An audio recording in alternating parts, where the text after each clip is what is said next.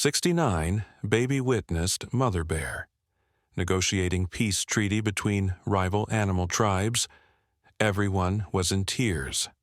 The morning mist clung to the forest floor like a gentle blanket as Ethan Marshall adjusted his camera lens for what felt like the 100th time.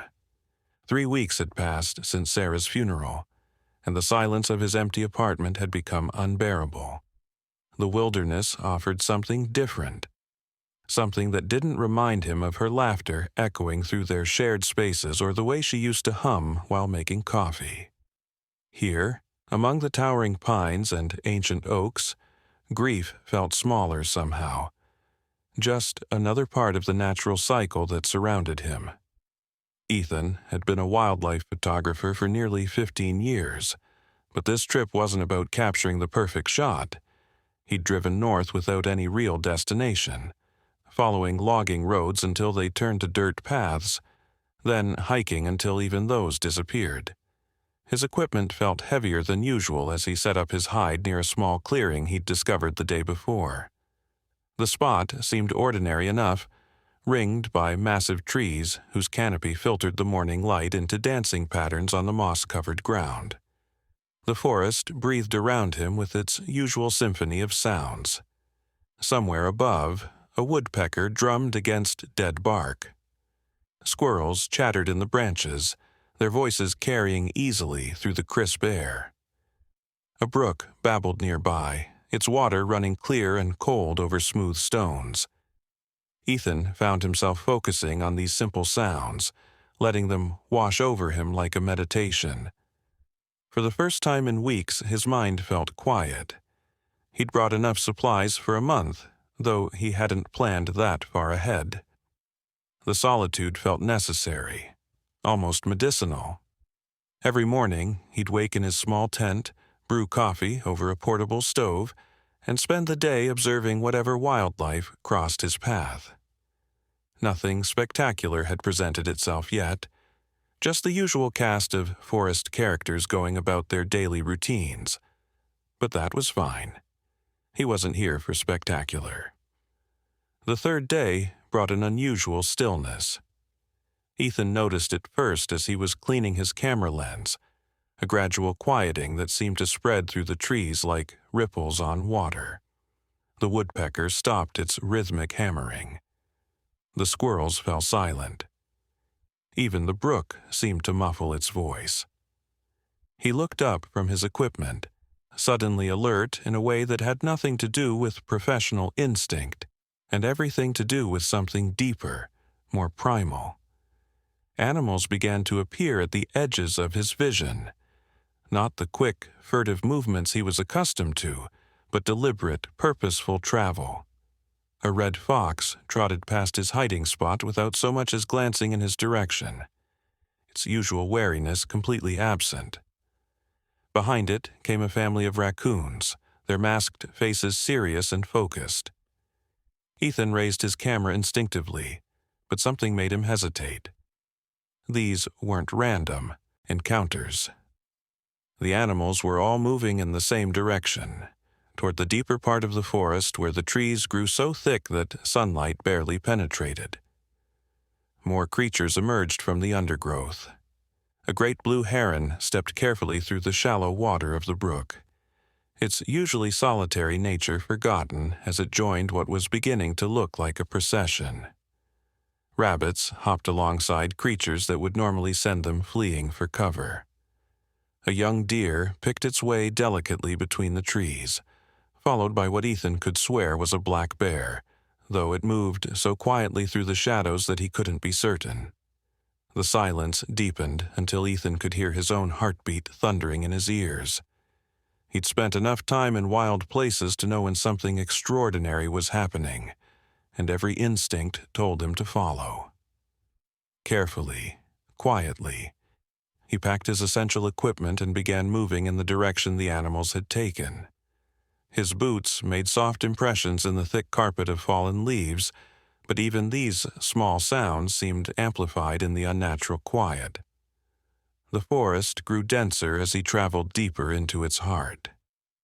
Ancient trees rose around him like cathedral pillars, their trunks so massive that it would take several people holding hands to encircle them.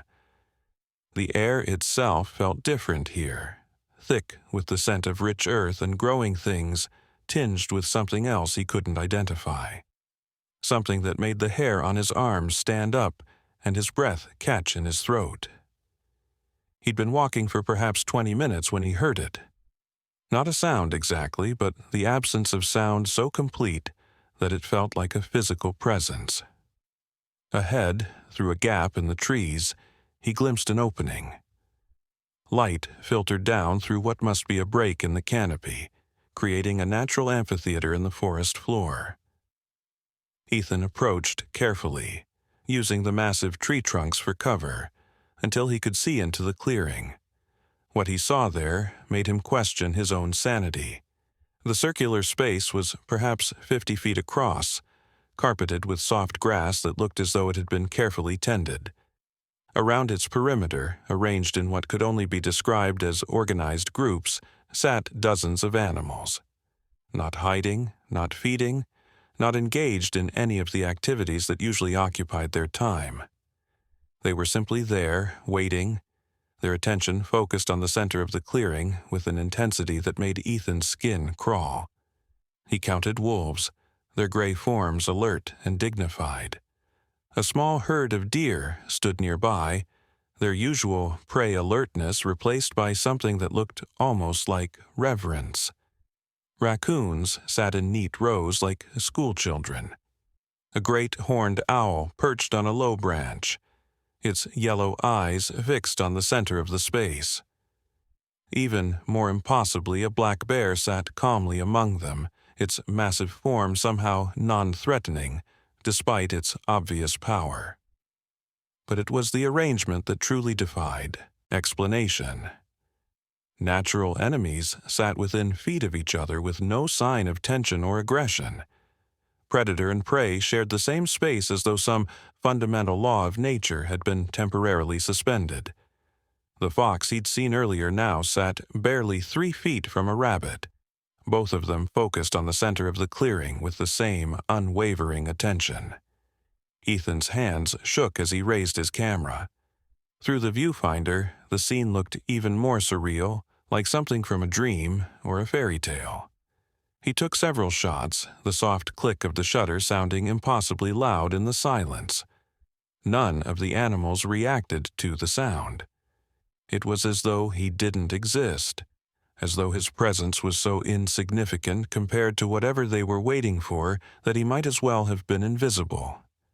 The waiting stretched on. Minutes passed, then what felt like an hour. Ethan's legs began to cramp from crouching behind his chosen tree, but he didn't dare move. The animals remained perfectly still, their patience seeming infinite. Just when he began to wonder if he was witnessing some kind of mass hypnosis or shared delusion, the forest stirred. She emerged from the opposite side of the clearing like something from legend. The mother bear was enormous, her dark fur rippling with each careful step. But it wasn't her size that made Ethan's breath catch in his throat. It was the way she moved, with a dignity and purpose that seemed almost human. More than human, perhaps. Ancient.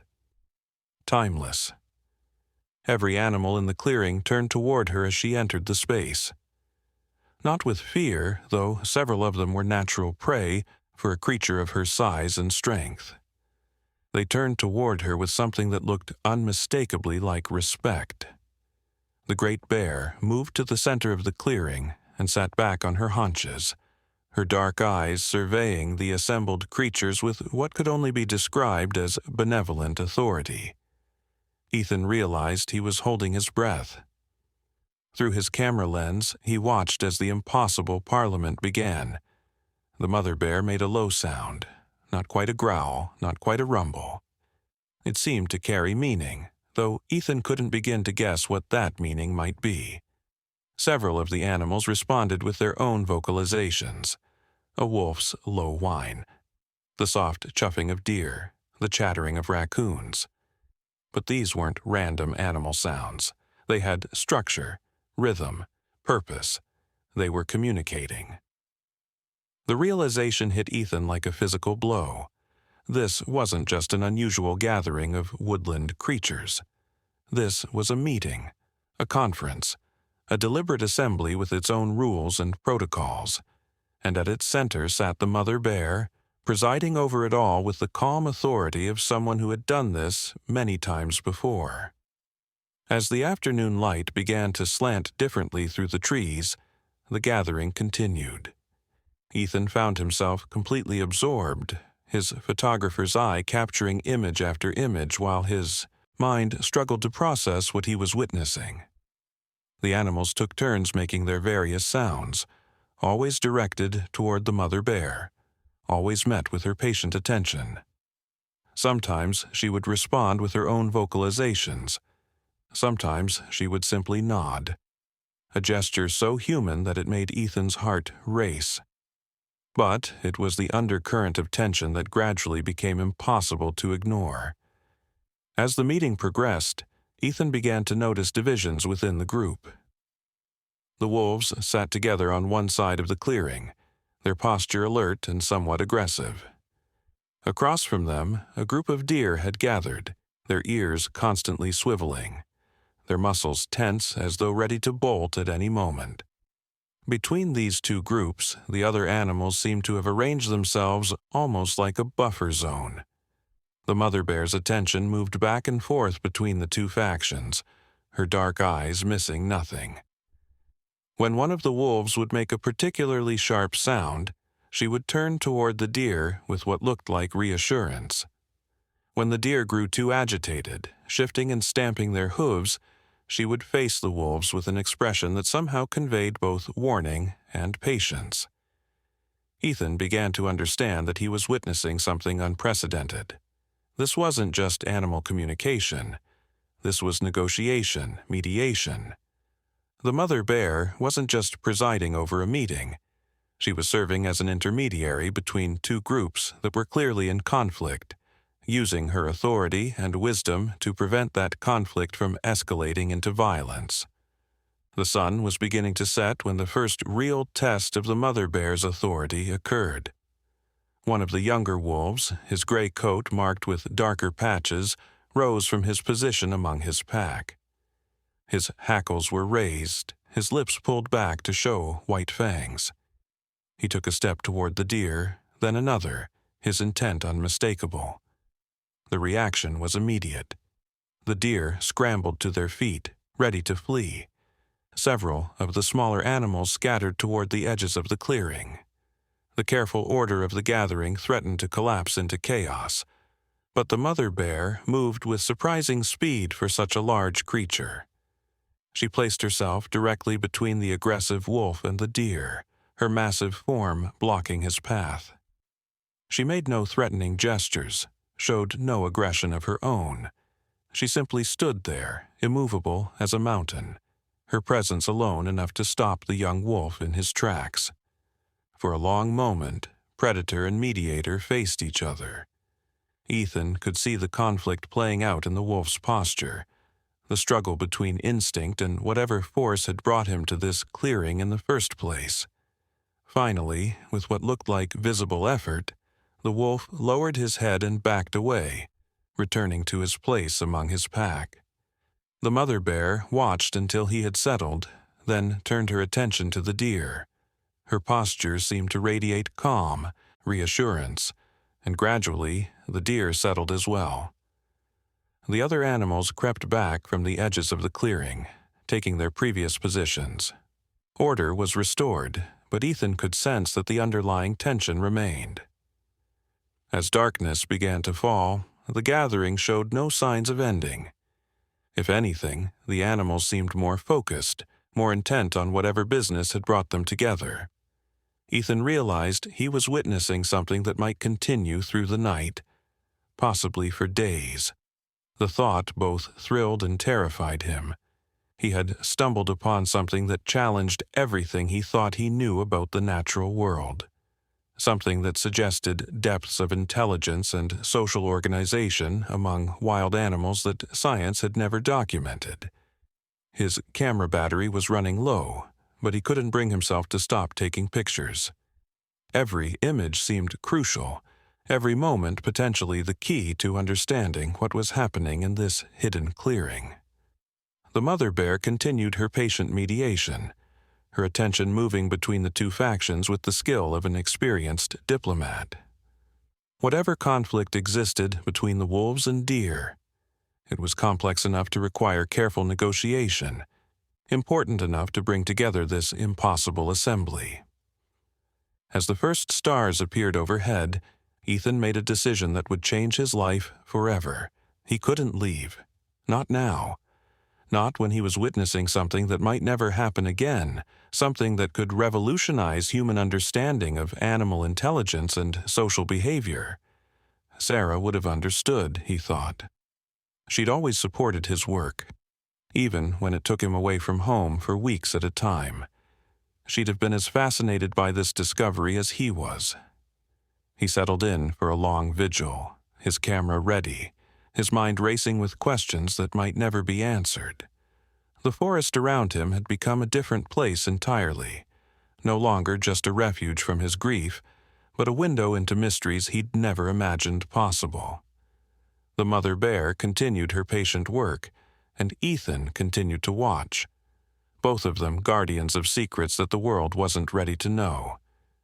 The night deepened around the clearing, but the assembly showed no signs of dispersing. If anything, the animals seemed more settled, more committed to seeing their business through to its conclusion. Ethan found himself thinking about Sarah again, but differently now. Instead of the sharp pain of loss, he felt something that might have been wonder. She would have loved this, would have sat beside him in the darkness, sharing his amazement at the impossible scene unfolding before them. For the first time since her death, Ethan felt truly present in the world again. The grief was still there, would always be there, but it no longer filled every corner of his existence. There was room now for other things, for mystery, for wonder, for the possibility that the world held secrets worth discovering, worth living for. The mother bear's dark eyes seemed to find his hiding place in the shadows, though she made no sign of acknowledgement. For just a moment, Ethan felt a connection that transcended species, a recognition that they were both witnesses to something extraordinary. Then her attention returned to her charges, and the long negotiation continued. Dawn was still hours away when Ethan finally allowed himself to rest, his camera cradled in his lap, his mind full of images that would haunt him for the rest of his life. The clearing remained active, the animals as patient and focused as they had been at the beginning. Whatever they were working toward, it was worth their complete dedication. And somehow, inexplicably, Ethan had been chosen to witness it. The days that followed blurred together in a haze of observation and documentation.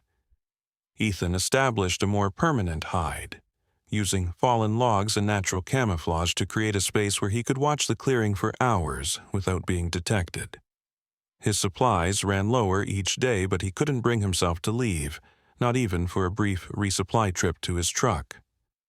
Something told him that if he left, even for a few hours, he might return to find the clearing empty, the animals dispersed, the mystery unsolved forever. The gathering had structure, he realized, patterns that repeated daily, rituals that seemed as formal as any human ceremony. Each morning, the animals would arrive in the same order, taking the same positions around the clearing. The mother bear would emerge last, her entrance marking the beginning of what could only be called proceedings. Throughout the day, different animals would approach the center of the space, making their various sounds while the mother bear listened with patient attention. But it was the two main factions that commanded most of the attention. The wolves, led by a magnificent silver-gray alpha whose authority was unquestioned among his pack, represented one side of whatever conflict had brought this assembly together. Across from them, the deer were led by a great stag whose antlers caught the filtered sunlight like a crown. Between these two leaders, the mother bear served as mediator, translator, and peacekeeping force all in one. Ethan began to notice subtleties in their communication that had escaped him initially. The wolves' vocalizations had distinct patterns, different tones, and rhythms that seemed to convey specific meanings. The deer responded with their own complex array of sounds, from soft snorts to sharp barks of alarm. But it was the mother bear's responses that fascinated him most. She seemed to understand both languages, translating between them with patient skill. The smaller animals played supporting roles in the drama, but their presence was clearly important. The raccoons often chattered among themselves during lulls in the main proceedings, as though discussing what they had heard. The great horned owl would occasionally contribute its own hooting calls, always met with respectful attention from the larger animals. Even the rabbits, usually the most timid of forest creatures, remained calm and focused throughout the long sessions. On the fourth day, Ethan witnessed something that made him question whether he was losing his grip on reality. During a particularly tense exchange between the alpha wolf and the great stag, with both animals showing signs of increasing agitation, the mother bear did something unprecedented. She stood on her hind legs, her massive form towering over the assembly, and made a series of sounds that seemed to combine elements of both wolf and deer communication. The effect was immediate and profound. Both the alpha and the stag fell silent, their attention fixed on the great bear with what could only be described as awe. The other animals seemed to hold their breath, waiting for what would come next. The mother bear remained upright for several long moments, her dark eyes moving between the two leaders, before settling back onto all fours and making a low, rumbling sound that seemed to carry the weight of ancient wisdom. Whatever she had communicated, it had a transformative effect on the gathering. The tension that had been building for days began to dissipate. The wolves and deer, while still maintaining their separate positions, no longer showed signs of active hostility. The smaller animals relaxed visibly, some even venturing closer to the center of the clearing than they had dared before.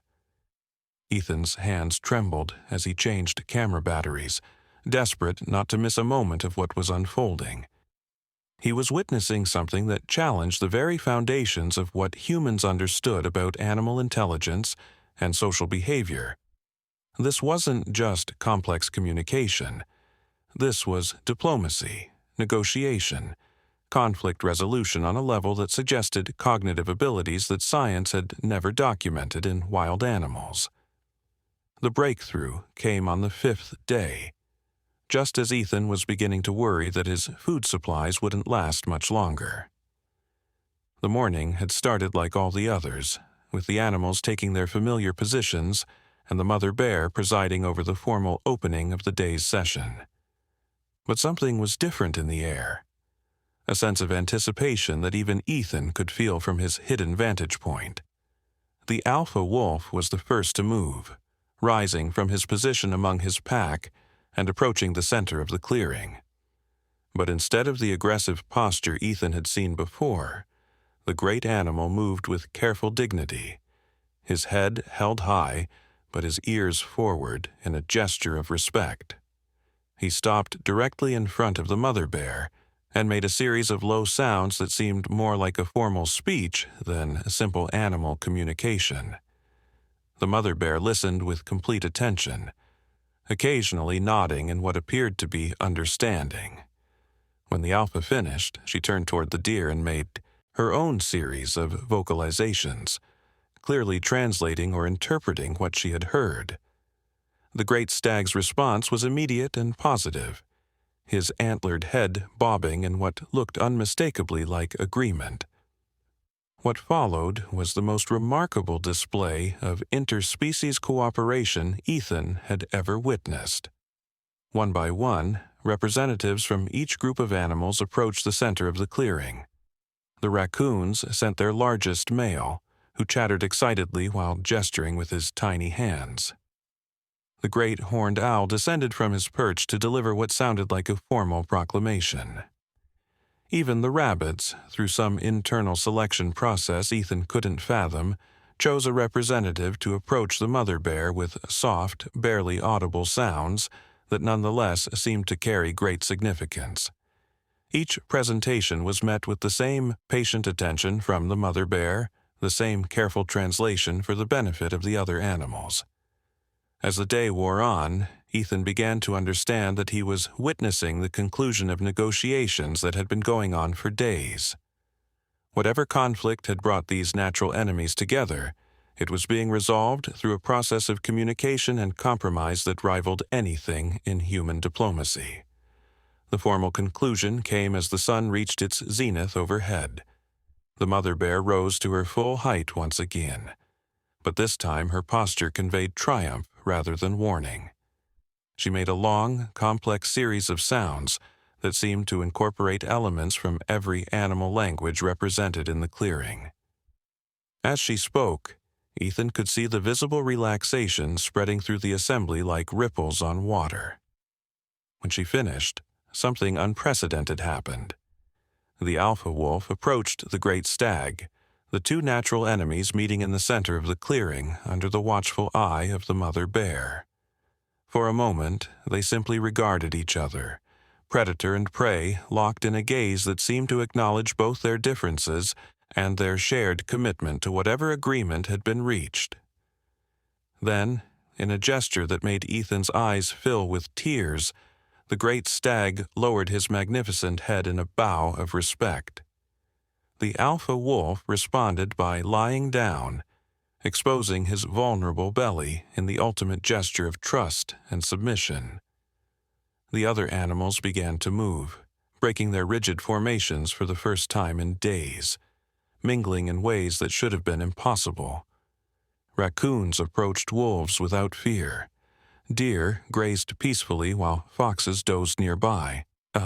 The great horned owl settled on a low branch directly above a family of rabbits, who showed no signs of alarm at the presence of their natural predator. It was as though some fundamental law of nature had been rewritten, replaced by a new understanding that transcended the ancient patterns of hunter and hunted. The mother bear moved through the transformed gathering like a benevolent queen surveying her peaceful kingdom. Her work was done, the impossible negotiation brought to a successful conclusion. As the afternoon light began to slant through the trees, she made her way to the edge of the clearing, pausing only to look back at the animals she had helped bring together. Ethan found himself holding his breath, as those dark, intelligent eyes seemed to search the shadows where he was hidden. For just a moment he felt exposed, certain that she knew he was there, that she had always known. But instead of alarm or anger, he sensed something that might have been approval, as though his presence as a witness had somehow been part of the plan all along. Then she was gone, disappearing into the forest with the same silent grace that had marked her arrival. The other animals began to disperse as well, but slowly, reluctantly, as though none of them wanted this magical time to end. The wolves departed first, melting into the shadows like gray ghosts. The deer followed, their white tails flashing as they bounded away through the trees. One by one, the smaller animals returned to their normal lives, carrying with them the memory of something extraordinary. As darkness fell over the empty clearing, Ethan finally allowed himself to move from his hiding place.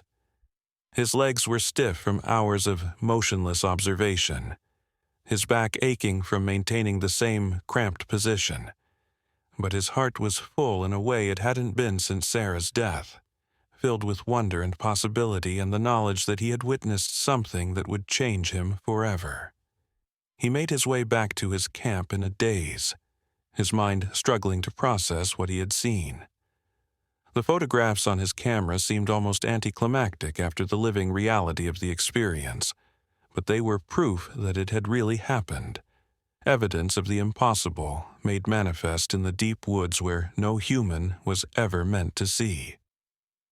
That night, as he sat by his small campfire reviewing the images, Ethan felt Sarah's presence more strongly than he had since her death. She would have understood the magnitude of what he had witnessed, would have shared his excitement and wonder at the discovery of intelligence and cooperation in places where science said they couldn't exist. For the first time in weeks, thinking about her brought joy instead of pain, connection instead of loss. The forest around him felt different now, no longer just a collection of trees and animals, but a complex society with its own rules and customs, its own wisdom and traditions. He had been privileged to glimpse behind the curtain of the natural world, to see the hidden connections that bound all living things together in ways that humans had never imagined. As he prepared for sleep, Ethan made a decision that would define the rest of his career. This story was too important to keep to himself, but it was also too precious to share carelessly. He would need time to understand what he had witnessed, to find the right way to present it to a world that might not be ready to believe. The mother bear had trusted him with her secret, and he would prove worthy of that trust. The clearing remained empty the next morning, showing no signs of the extraordinary events that had taken place there. But Ethan knew he would return, again and again, hoping for another glimpse into the hidden world that existed parallel to human understanding. He had found something worth living for again, a mystery that connected him to Sarah's memory and to the vast, wonderful complexity of life itself. The second week of Ethan's vigil brought new revelations and deeper mysteries. He had established a routine now, arriving at his observation post before dawn and remaining until well after sunset, documenting every detail of the clearing's return to normalcy. But normal, he was learning, was a relative concept in this hidden corner of the forest. The animals had not simply dispersed after the great gathering. Instead, they seemed to have established new patterns of behavior that reflected the agreements reached during those remarkable days of negotiation. Ethan began to notice wolves and deer using the same game trails without conflict, sharing water sources that had previously been contested territory. The smaller animals moved with less fear, as though some guarantee of safety had been negotiated on their behalf. Most remarkably, the clearing itself had become a neutral zone. Animals that would normally avoid each other's presence could be found there throughout the day, not interacting directly, but coexisting in a way that suggested the peace treaty was holding. Ethan documented these changes meticulously, building a record of behavioral modifications that challenged everything science thought it knew about territorial animals and predator-prey relationships. It was during this period of observation that he first noticed the cub. The mother bear had returned to the clearing several times, always alone, always moving with the same dignified purpose that had marked her role as mediator. But on the morning of the 10th day, she emerged from the tree line with a small, dark form tumbling along beside her. The cub was young, probably born that spring, all fuzzy fur and boundless energy, while its mother conducted her careful inspection of the clearing, checking the scent markers and territorial boundaries with the thoroughness of a diplomat ensuring treaty compliance. The little one explored everything with the fearless curiosity of youth. It pounced on fallen leaves, investigated interesting smells, and generally behaved like any young animal discovering the world. But there was something special about this cub, something that became apparent as Ethan watched through his telephoto lens. The other animals in the clearing, instead of fleeing at the approach of a bear family, remained calm and even seemed welcoming. A family of raccoons allowed the cub to approach their foraging spot without alarm. A red fox, actually, seemed to play with the youngster, engaging in a brief game of chase that would have been unthinkable under normal circumstances. The cub's presence added a new dimension to the clearing's transformed ecosystem. It served as a living symbol of the peace that had been negotiated, a bridge between species that reminded all the animals of their commitment to coexistence. Watching it interact with creatures that should have been either predators or prey, Ethan began to understand that the treaty extended beyond simple non-aggression. This was about creating a new kind of community, one based on mutual respect and shared resources rather than competition and conflict. The mother bear watched these interactions with obvious pride and approval. Her role had evolved from mediator to guardian of the peace, ensuring that the agreements reached during the Great Gathering were honored and maintained. Thus, when the cub occasionally got too enthusiastic in its play, approaching animals that weren't quite ready for such direct interaction, she would intervene with gentle but firm guidance, teaching her offspring the delicate protocols of this new world order. Ethan found himself becoming emotionally invested in the success of this impossible experiment. Each day brought new evidence that the peace was holding, that natural enemies were finding ways to share space and resources without reverting to ancient patterns of conflict. But he also sensed the fragility of what had been achieved. This was uncharted territory in the natural world, a social innovation that had no precedent in scientific literature. The test came on a gray morning when storm clouds gathered overhead and the air grew thick with the promise of rain. Ethan had noticed that weather changes often brought increased tension among wild animals, disrupting established patterns and triggering more aggressive behaviors. As the first drops began to fall, he watched nervously from his hide, wondering if the peace treaty would survive its first real challenge. The alpha wolf arrived at the clearing first, his pack following in the loose formation they had maintained since the Great Gathering. But something was different in their posture, a restlessness that spoke of the storm's effect on their mood. The great stag and his herd appeared shortly after, but they too seemed more agitated than usual, their ears constantly swiveling and their muscles tense with nervous energy. For the first time since the treaty had been concluded, the two groups faced each other across the clearing with something approaching their old hostility. The smaller animals, sensing the change in atmosphere, retreated to the edges of the space, ready to flee if necessary. Even the raccoons, usually bold in their confidence that the peace would hold, climbed higher into the trees and watched the developing confrontation with obvious concern. The mother bear and her cub arrived just as the tension reached its peak. The alpha wolf had risen from his resting position and was staring directly at the great stag, his hackles beginning to rise. The stag responded by lowering his magnificent antlers, not in submission, but in preparation for a charge that could shatter more than just the immediate peace. The storm clouds overhead seemed to mirror the conflict building below, with thunder rumbling in the distance like a warning of what was to come. But the mother bear moved with the same calm authority she had shown during the original negotiations. She positioned herself between the two leaders, her presence alone enough to pause the escalating confrontation. The cub, perhaps sensing the gravity of the moment or simply following its mother's lead, moved to stand beside her, its small form a poignant reminder of what was at stake. What happened next would remain etched in Ethan's memory forever. The mother bear made no aggressive gestures, issued no threats or warnings. Instead, she simply began to groom her cub, her massive tongue carefully cleaning the youngster's fur, while completely ignoring the tension surrounding them. It was an act of such profound trust and peace that it seemed to transform the very air in the clearing.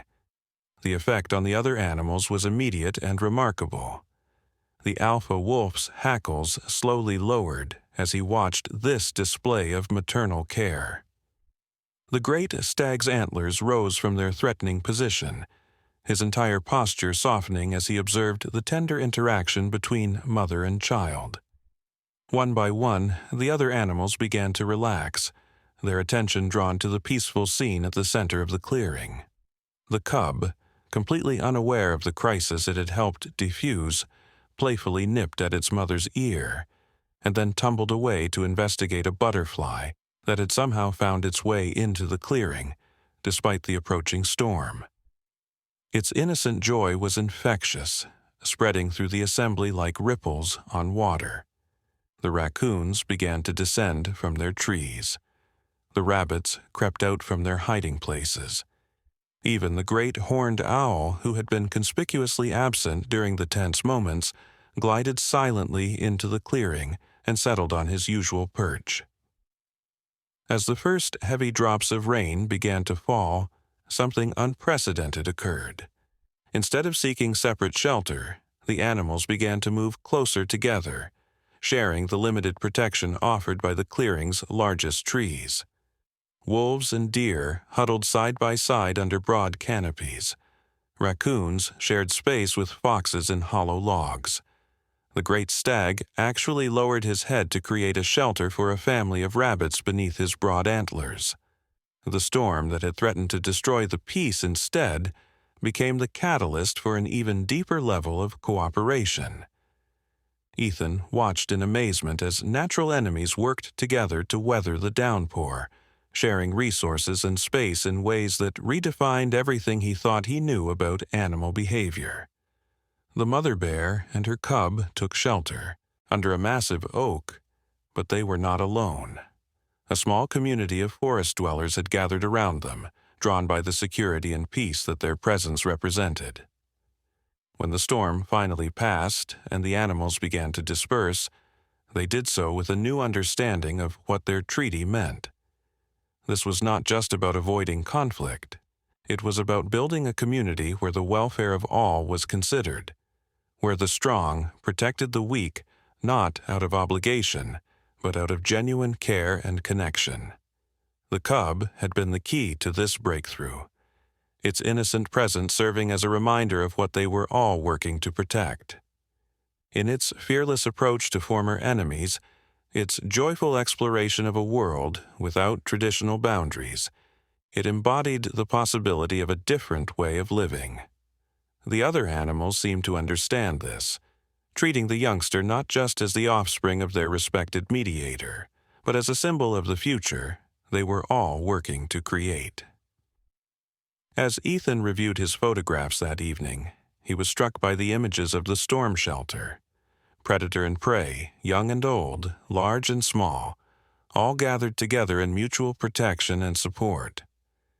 It was a vision of harmony that challenged every assumption about the nature of wild animals and their capacity for cooperation and compassion. The days following the storm brought a new phase in the clearing's evolution. The animals seemed more relaxed in each other's presence, more willing to interact directly rather than simply coexisting in parallel. The cub continued to serve as a bridge between species, its playful interactions breaking down barriers that had existed for countless generations. Ethan began to notice subtle changes in the animal's behavior that extended beyond the clearing itself. The wolves' hunting patterns had shifted to avoid the deer's primary feeding areas, even when those areas would have provided easier prey. The deer, in turn, had begun to serve as early warning systems for the smaller animals, their keen senses alerting rabbits and raccoons to dangers that the predators might miss. It was as though the entire forest ecosystem was being rewired, with cooperation and mutual aid replacing competition and predation as the primary organizing principles.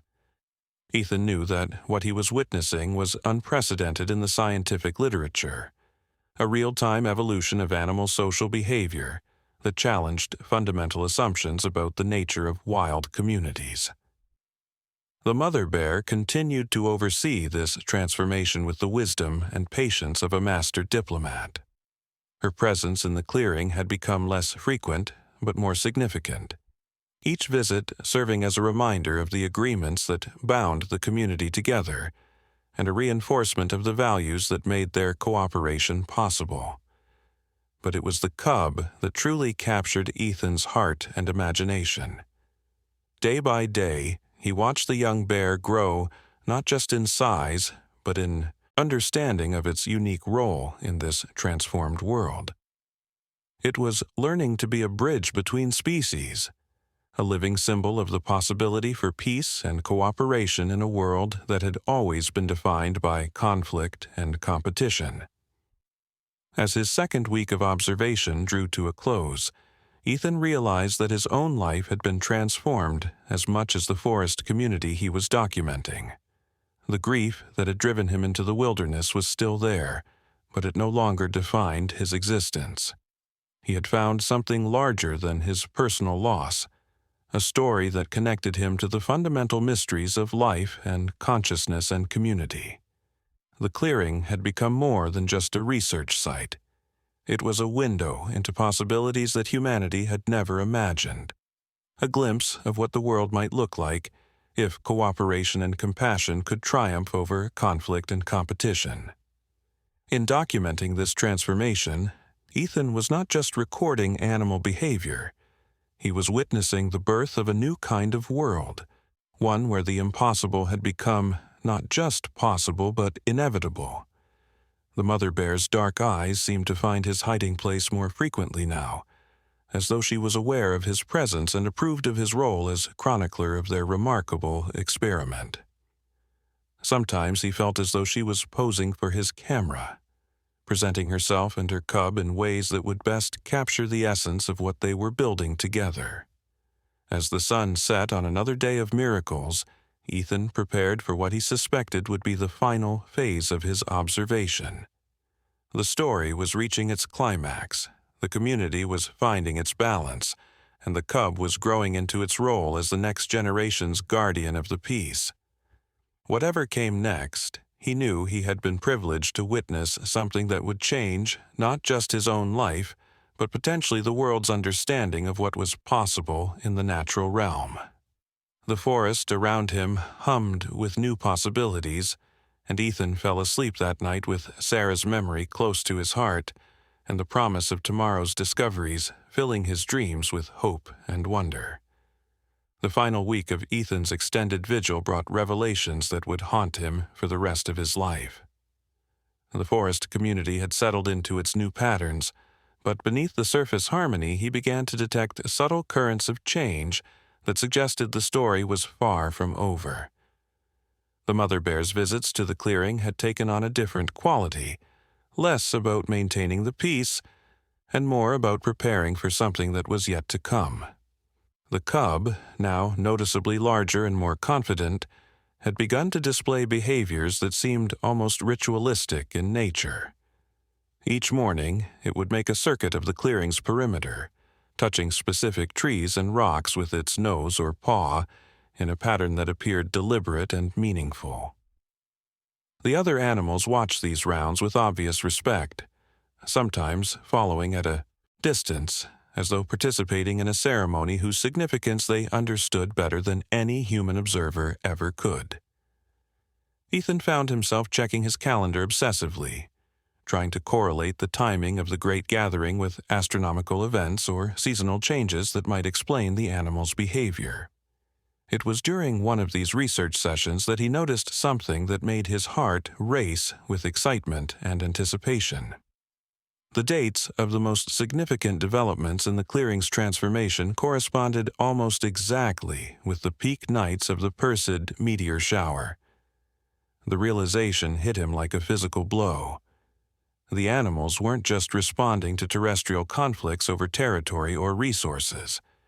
They were somehow attuned to celestial events, their behavior synchronized with cosmic phenomena in ways that suggested levels of awareness and intelligence that science had never documented.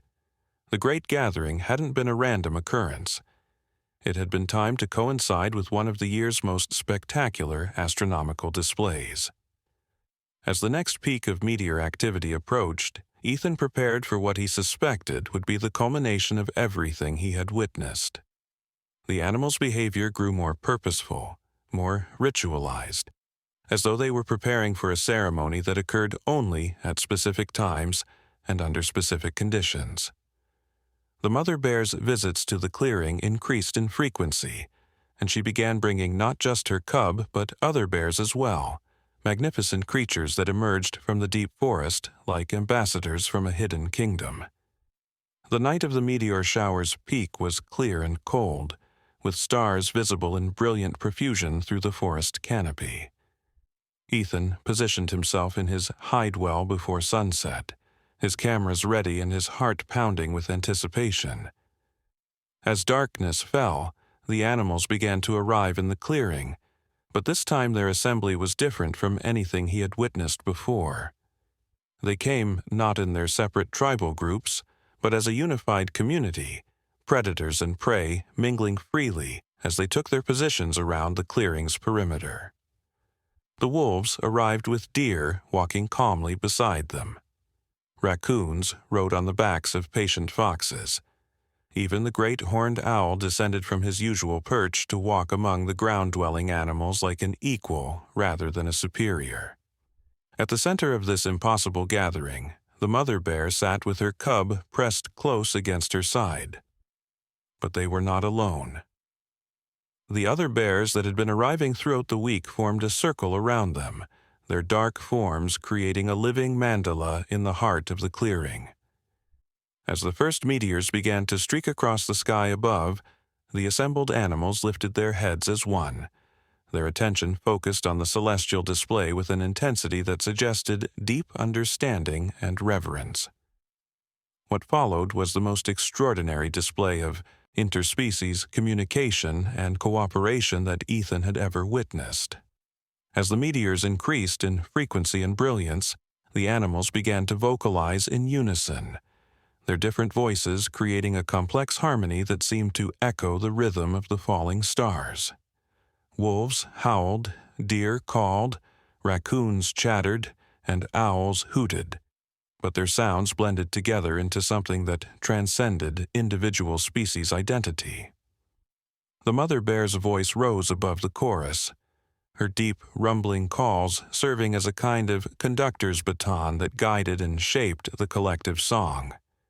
Her cub added its own small voice to the harmony, learning the ancient melodies that connected earth to sky, animal to cosmos, individual to community. As the meteor shower reached its peak, something happened that challenged everything Ethan thought he knew about the nature of consciousness and intelligence. The animals' vocalizations began to synchronize not just with each other but with the meteors themselves, their calls timing perfectly with the appearance of each new streak of light across the sky. It was as though they were participating in a cosmic conversation, responding to signals from space with their own earthbound replies. The cub, perhaps overwhelmed by the intensity of the experience or simply following some deep instinct, broke away from its mother's side and moved to the very center of the clearing. There, directly beneath the most brilliant display of meteors, it began to dance. There was no other word for the young bear's movements, a joyful, exuberant celebration that seemed to embody the very essence of life and connection and wonder. The other animals watched this display with obvious delight and approval, their own vocalizations taking on a more festive quality as they celebrated their youngest member's spontaneous expression of joy. The mother bear's eyes shone with pride and love as she watched her offspring embrace its role as a bridge between earth and sky, between the practical world of survival and the transcendent realm of meaning and purpose. As the meteor shower began to wane, the animals' song gradually quieted, but the sense of connection and unity remained. They had participated in something ancient and sacred, a ritual that connected them to forces and purposes larger than their individual lives. The clearing had become more than just a neutral meeting ground. It was a sacred space where the boundaries between species, between earth and sky, between the mundane and the miraculous, could be transcended. The dispersal that followed was unlike anything Ethan had seen before. Instead of returning to their separate territories and traditional patterns of behavior, the animals moved as a unified community, predators and prey, traveling together in mixed groups that redefined everything science thought it knew about animal social organization. The wolves and deer departed side by side, their ancient enmity transformed into mutual respect and cooperation. The smaller animals traveled in integrated family groups that included multiple species, their traditional boundaries dissolved by shared experience and common purpose. The mother bear and her cub were the last to leave, but before they departed, something happened that Ethan would remember for the rest of his life. The great bear turned toward his hiding place and looked directly at him, her dark eyes meeting his across the distance with unmistakable intelligence and recognition. For a long moment, they regarded each other, human and bear, observer and observed, both of them witnesses to something that transcended their individual understanding. Then she nodded, a gesture so human and so deliberate that it took Ethan's breath away. It was an acknowledgement, a recognition of his role as chronicler and guardian of their secret. She had known he was there all along, had perhaps even orchestrated events to ensure that he would witness what needed to be witnessed, that the story would be told by someone who could bridge the gap between the animal and human worlds. The cub, following its mother's gaze, also looked toward Ethan's hiding place. But instead of the adult's solemn acknowledgement, the youngster offered something that looked unmistakably like a wave. One small paw lifted in a gesture of friendship and farewell. Then they were gone, disappearing into the forest with the same silent grace that had marked all their appearances, leaving Ethan alone with his cameras and his racing heart and his mind full of images that would change everything. As dawn broke over the empty clearing, Ethan finally allowed himself to move from his cramped hiding place. His body ached from hours of motionless observation, but his spirit soared with the knowledge of what he had witnessed. The photographs on his cameras were just the beginning. The real story was written in his memory, in his heart, in his understanding of what was possible when intelligence and compassion transcended the boundaries that divided species and worlds. The clearing looked ordinary in the morning light, showing no obvious signs of the extraordinary events that had taken place there. But Ethan knew it had been transformed, made sacred by the rituals and relationships that had unfolded within its boundaries. This was no longer just a patch of forest. It was a temple, a meeting place between earth and sky, between the possible and the impossible. As he packed his equipment and prepared for the long journey back to civilization, Ethan felt the weight of responsibility settling on his shoulders. He had been entrusted with a story that could change the world's understanding of animal intelligence and interspecies cooperation. But he had also been given something more precious, a glimpse into a world where ancient conflicts could be resolved through patience and wisdom, where natural enemies could become allies, where the impossible could become not just possible but inevitable. The mother bear's final nod had been more than just acknowledgement. It had been a passing of responsibility, a recognition that he was now the guardian of their secret and the chronicler of their transformation. The cub's wave had been an invitation, a welcome into a community that transcended species boundaries and embraced all who were willing to see beyond the limitations of their own understanding. As Ethan made his way back through the forest, he carried with him not just photographs and memories, but a new understanding of what it meant to be alive in a world full of consciousness and connection and wonder. The grief that had driven him into the wilderness was still there, but it had been transformed by what he had witnessed, made part of a larger story about love and loss and the connections that bind all living things together. Sarah would have understood, he knew. She would have shared his amazement at the discovery of intelligence and cooperation in places where science said they couldn't exist. She would have supported his decision to share this story with a world that desperately needed to hear it, to know that harmony and peace were not just human dreams but universal possibilities that could be achieved by any species willing to reach beyond the boundaries of their own experience. The forest behind him hummed with new possibilities, and Ethan walked toward his future with hope and purpose filling his heart. The story was just beginning, and he was honored to be its teller. 3 weeks had passed since Ethan's return to civilization, but the memories of the forest clearing haunted his every waking moment. His small apartment felt suffocating after the vast openness of the wilderness, and the constant noise of traffic and human activity seemed harsh and discordant compared to the subtle harmonies he had witnessed among the animals. He had developed hundreds of photographs from his time in the forest, each image a window into a world that defied scientific explanation. Yet he found himself reluctant to share them with anyone.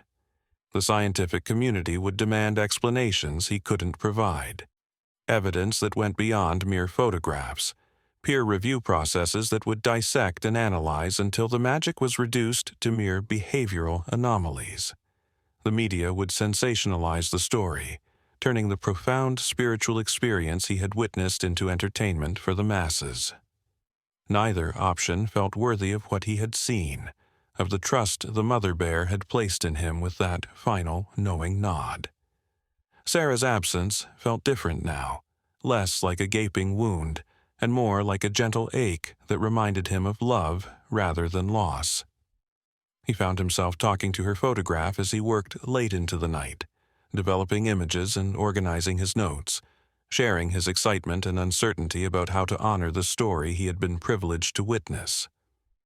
Her smile seemed to encourage him, to remind him that some truths were too important to keep hidden, no matter how impossible they might seem to others. It was during one of these late-night sessions that Ethan noticed something in the photographs that he had missed during his initial review.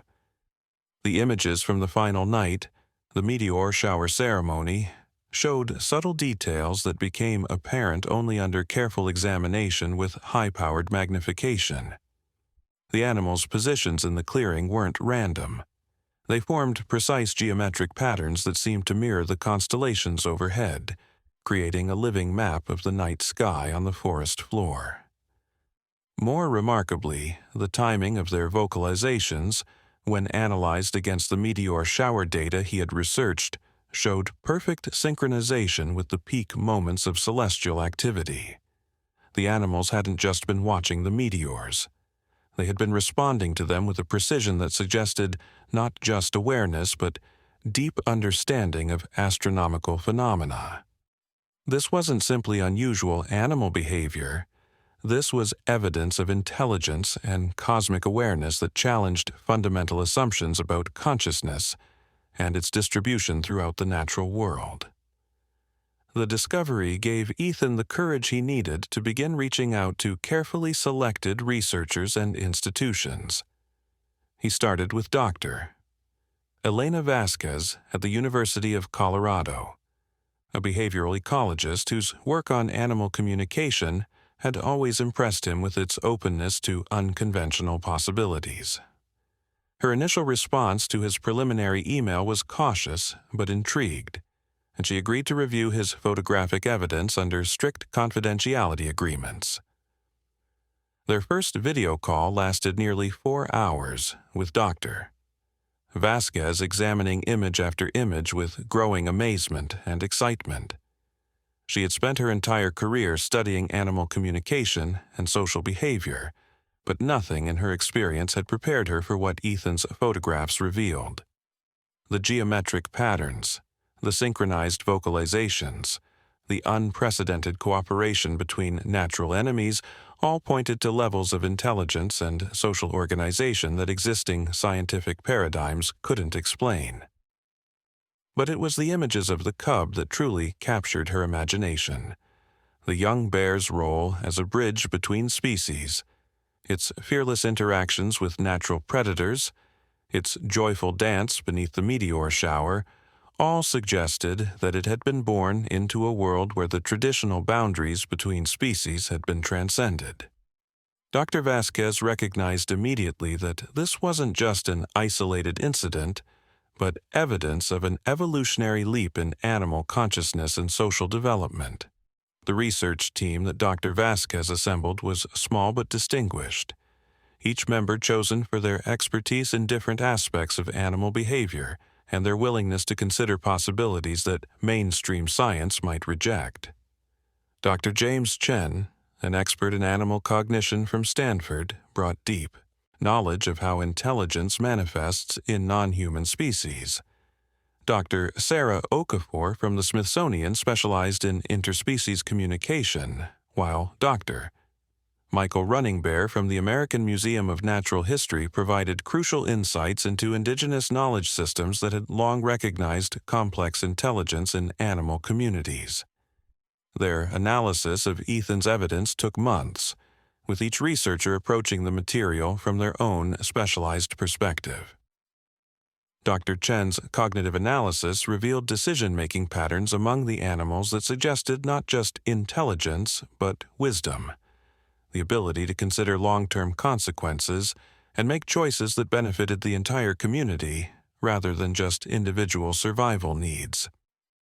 Dr. Okafor's communication studies identified linguistic structures in the animals' vocalizations that paralleled human language development, with distinct vocabularies, grammatical patterns, and even what appeared to be translation protocols used by the mother bear in her role as mediator. Perhaps, most remarkably, Dr. Running Bear's research into indigenous traditions revealed that similar gatherings had been documented in tribal oral histories for centuries, described as times when the animal nations would come together to renew their treaties and maintain the balance of the natural world. These stories had been dismissed by mainstream anthropology as mythology, but Ethan's photographs provided stunning visual confirmation that such gatherings were not only possible, but ongoing. As the research team prepared their preliminary findings for publication, Ethan found himself drawn back to the forest with increasing frequency. He made monthly pilgrimages to the clearing, always hoping to witness another gathering, to see how the community was developing, to catch another glimpse of the cub whose innocent joy had become the catalyst for transformation. Most of these visits revealed only an empty clearing showing normal forest activity, but occasionally he would find evidence that the animals were maintaining their unusual alliances. Tracks in the soft earth around the clearing's perimeter showed wolves and deer traveling together along the same paths. Scat analysis revealed that the wolves' diet had shifted significantly, with far less deer predation than would be expected for a healthy pack in prime hunting territory. Most remarkably, he began to document what could only be described as collaborative hunting, with wolves and deer working together to drive smaller prey toward waiting predators, a complete reversal of normal predator-prey relationships. The mother bear and her cub appeared less frequently, but their visits were always significant. The cub was growing rapidly, its playful interactions with other species becoming more sophisticated and purposeful. Ethan watched through his telephoto lens as the young bear learned to serve as a translator between different animal languages, its vocalizations, bridging communication gaps between species that had never successfully interacted before. But it was during his 6th monthly visit that Ethan witnessed something that would become the emotional climax of his entire experience. He had arrived at the clearing just before dawn, hoping to document the morning routines of the animal community, when he noticed unusual activity at the forest's edge. A group of young wolves was approaching the clearing, but their posture was aggressive, their hackles raised and their eyes fixed on a small family of deer that had been peacefully grazing near the center of the space. These were not the wolves from the original treaty negotiations. Ethan could tell immediately that they were newcomers, probably a dispersal group from a distant pack that had wandered into the territory without knowledge of the agreements that governed this unique community. Their body language spoke of hunger and predatory intent, and the deer's panicked responses suggested they recognized the immediate danger they faced. The confrontation that followed tested every principle that had been established during the Great Gathering. The resident wolf pack, led by their silver-gray alpha, emerged from the trees to face the intruders, but their response was not what Ethan expected. Instead of driving off the newcomers with violence, they positioned themselves between the aggressive wolves and the deer, their posture protective rather than territorial. The great stag and his herd, rather than fleeing as every instinct must have told them to do, moved to support their former enemies, creating a united front that defied every natural law Ethan thought he understood. The standoff stretched for what felt like hours, but was probably only minutes, with the newcomer wolves clearly confused by the unprecedented alliance they faced. Their aggressive posture gradually shifted to uncertainty as they tried to process the impossible scene before them. Predators protecting prey, natural enemies standing together against a common threat, the entire established order of the forest turned upside down. It was then that the mother bear arrived, but she was not alone. Her cub, now nearly half-grown and radiating confidence, walked beside her into the tense clearing. But instead of positioning themselves with the other mediating animals, the cub did something that stopped Ethan's heart with its simple courage and profound innocence. The young bear walked directly toward the aggressive wolves, its posture completely relaxed and trusting, showing no fear of creatures that could easily kill it. The newcomers froze in confusion, their predatory instincts warring with their bewilderment at this fearless approach. One of them, a lean female with scars across her muzzle, actually took a step backward as the cub approached, her aggressive posture melting into something that looked remarkably like shame. What happened next would haunt Ethan's dreams for years to come, not with terror, but with overwhelming beauty. The cub, moving with the innocent confidence that had characterized all its interactions, walked up to the scarred female wolf and gently touched her nose with its own small snout. It was a gesture of pure trust, of welcome, of invitation to join something larger and more wonderful than the harsh world of competition and conflict that had shaped the wolves' previous existence. The effect was immediate and transformative. The female wolf's entire body seemed to collapse inward as though she was releasing years of tension and aggression. She lowered her head to the ground in front of the cub, her submission complete and genuine. One by one, the other newcomer wolves followed her example, their aggressive postures dissolving into something that looked remarkably like relief. The mother bear watched this transformation with obvious pride, but she made no move to intervene or control the situation. This was her cub's moment, its opportunity to demonstrate that the principles of the Great Treaty could extend beyond the original participants to embrace any who were willing to accept the possibility of a different way of living. The integration of the newcomer wolves into the forest community took several days, with the cub serving as their primary guide and teacher. Ethan documented the process with growing amazement, watching as natural predators learned to coexist peacefully with their traditional prey, their hunting patterns shifting to accommodate the needs and safety of the deer population. The scarred female, who had initially appeared most aggressive, became the cub's most devoted follower. Her fierce loyalty transferred from her pack to the young bear, who had shown her a path beyond violence. But the true test of the expanded community came 2 weeks later, when a severe drought began to affect the region. Water sources that had sustained the forest for decades began to dry up, creating the kind of resource scarcity that typically triggered intense competition and conflict among animal populations. Under normal circumstances, the various species would have fought viciously for access to the remaining water, with the strongest driving off the weaker in a brutal demonstration of survival of the fittest. Instead, Ethan witnessed something that redefined his understanding of what was possible in the natural world.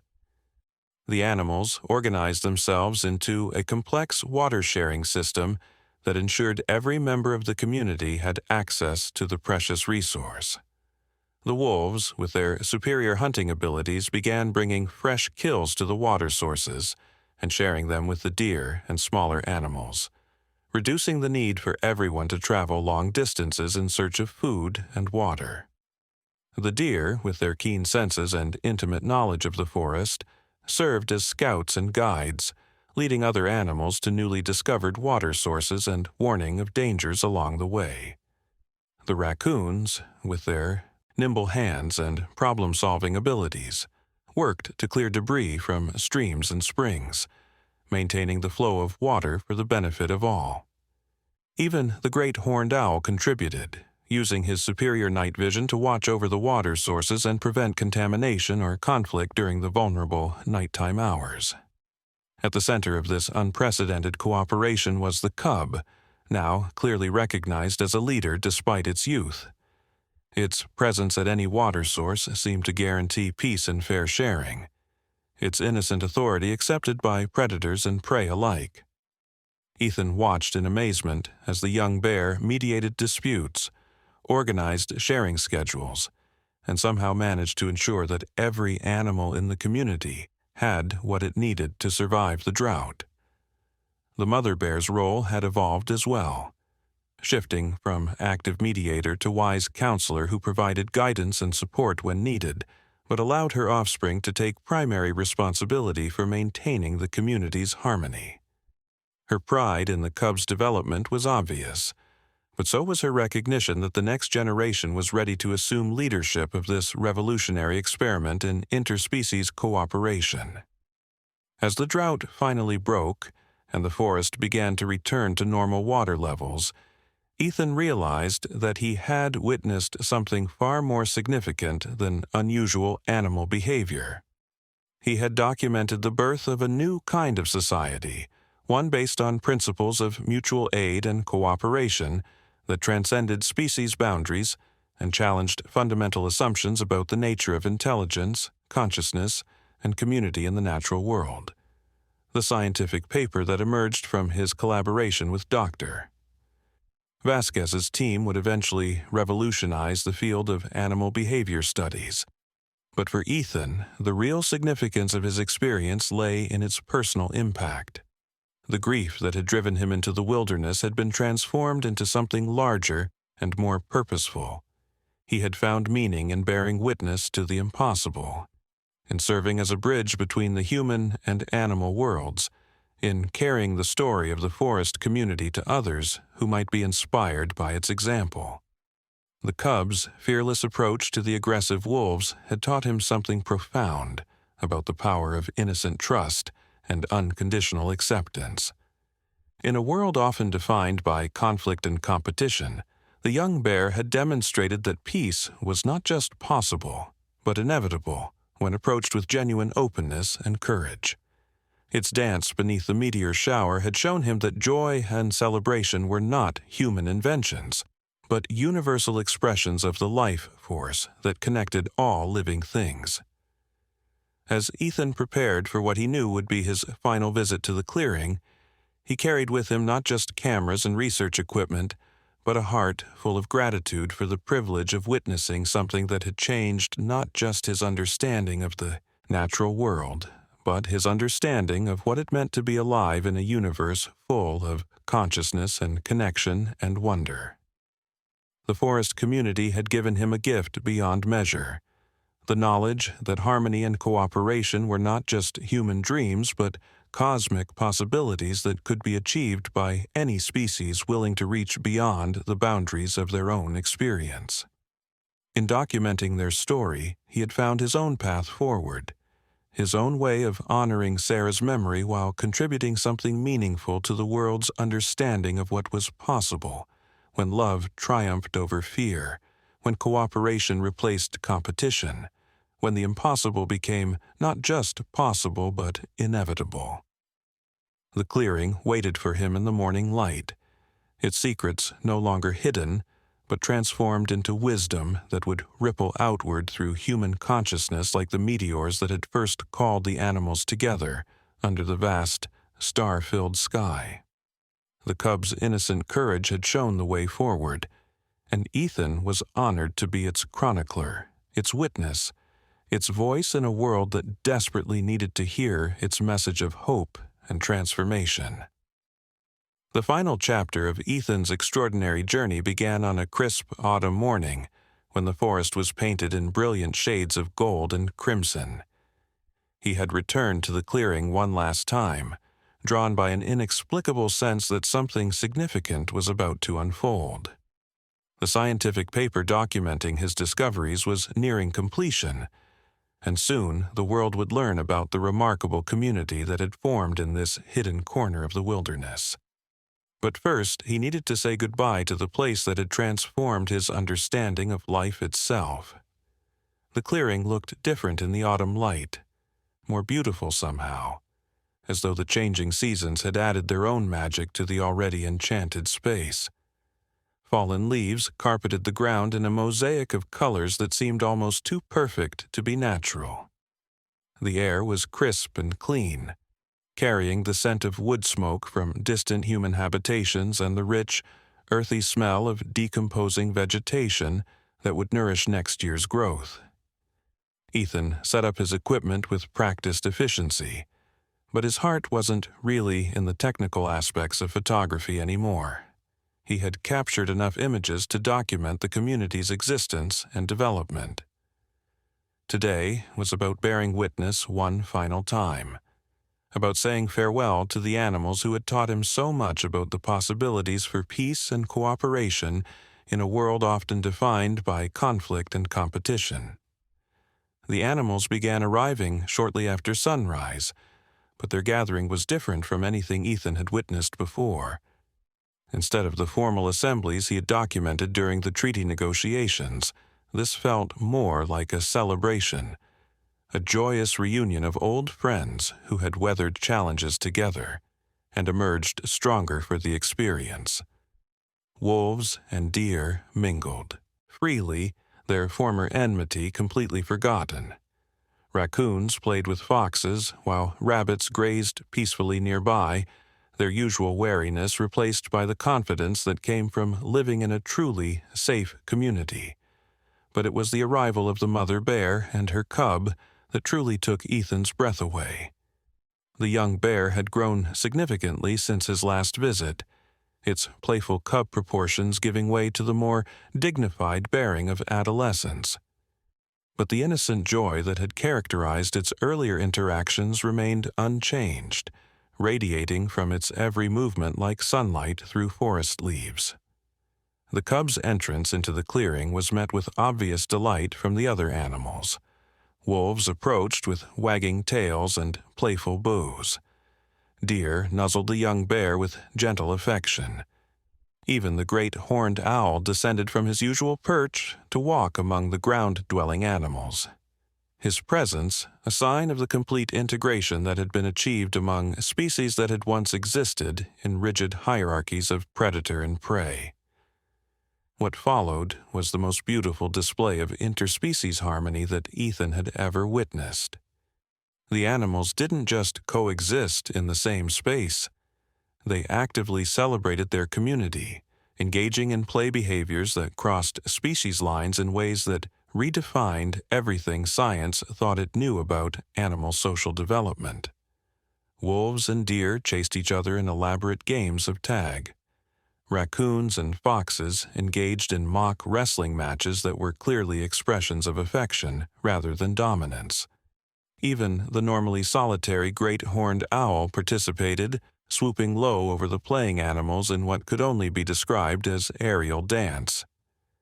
At the center of it all was the cub, no longer the innocent youngster who had first wandered into the space between warring factions, but a confident young leader whose presence seemed to inspire joy and cooperation in every creature it encountered. Its interactions with the other animals had evolved beyond simple play into something that looked remarkably like teaching, sharing the wisdom it had gained through its unique role as a bridge between species. Ethan watched through his camera lens as the cub demonstrated conflict resolution techniques to a group of younger animals, showing them how to approach disagreements with patience and understanding rather than aggression. When two young wolves began to squabble over a particularly interesting stick, the cub intervened not with dominance but with creative problem-solving. finding a second stick and initiating a game that included both disputants and several other animals as well.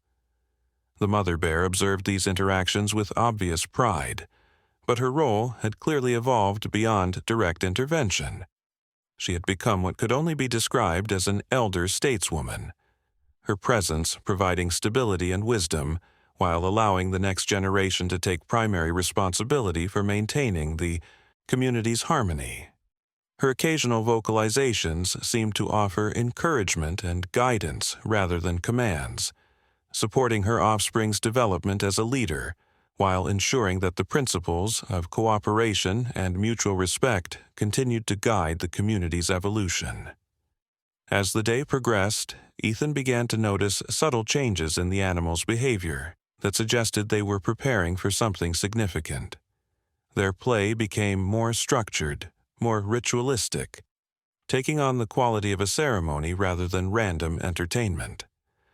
The positioning of different species around the clearing followed patterns he recognized from his earlier observations, geometric arrangements that seemed to mirror celestial configurations. The realization hit him just as the first stars began to appear in the darkening sky. The animals were preparing for another meteor shower, another opportunity to participate in the cosmic ritual that had first brought them together in peace. But this gathering was different from the desperate negotiations he had witnessed months earlier. This was a celebration, a renewal of vows, a joyous affirmation of the community they had built together. As the meteors began to streak across the sky, the animals lifted their voices in the complex harmony Ethan had documented before. But the song was richer now, more layered, incorporating the voices of the newcomer wolves and other animals who had joined the community since the original treaty. The cub's voice rose above the chorus, no longer the squeaking call of youth, but a deeper, more resonant sound that seemed to carry the wisdom of its experiences and the hope of its dreams for the future. But it was what happened next that would remain etched in Ethan's memory as the most beautiful moment of his entire experience. As the meteor shower reached its peak intensity, the cub moved to the center of the clearing and began to dance, just as it had done as a youngster. But this dance was different, more complex and purposeful, incorporating movements that seemed to tell the story of the community's journey from conflict to cooperation, from fear to trust, from isolation to connection. One by one, the other animals joined the dance, each species contributing its own movements and rhythms to the growing celebration. Wolves leaped and spun with graceful power. Deer bounded and pranced with elegant beauty. Raccoons tumbled and rolled with playful abandon. Even the great horned owl participated, gliding overhead in sweeping patterns that seemed to bless the earthbound dancers below. The dance continued throughout the meteor shower, a living celebration of the harmony that had been achieved and the possibilities that lay ahead. As each meteor streaked across the sky, the dancers seemed to respond with increased energy and joy, their movements synchronized not just with each other, but with the cosmic display overhead. It was as though earth and sky were celebrating together.